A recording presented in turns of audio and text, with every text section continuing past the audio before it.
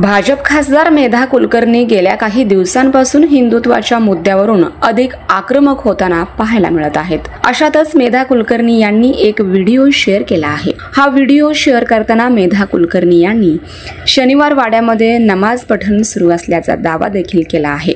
मेधा कुलकर्णी यांनी यापूर्वी सारसबाग परिसरातील खाऊ गल्लीमध्ये विशिष्ट धर्मीयांच्या होणाऱ्या गर्दीबाबत प्रश्नचिन्ह उपस्थित केला होता। त्यानंतर वक्फ बोर्डाकडून सामान्यांच्या जमिनी हडप करण्यात येत असल्याचा देखील दावा त्यांनी केला होता। त्यानंतर आता शनिवार वाड्यामध्ये नमाज पठण सुरू असल्याचा दावा करणारा व्हिडिओ मेधा कुलकर्णी यांनी आपल्या सोशल मीडिया अकाउंटवरती शेअर केला आहे। व्हिडिओच्या आधारे शनिवार वाड्यात नमाज पठण चालणार नाही, हिंदू समाज आता जागृत झाला आहे असे मेधा कुलकर्णी यांनी स्पष्ट केले। याबरोबर त्यांनी चलो शनिवार वाड्याची हाक दिली असून रविवारी सायंकाळी त्यांनी कसबा पोलीस ठाण्यासमोर एकत्रित येण्याचे आवाहन त्यांनी केले आहे। याबाबत कुलकर्णी म्हणाल्या, शनिवार वाडा हे पुण्याचे वैभव आहे।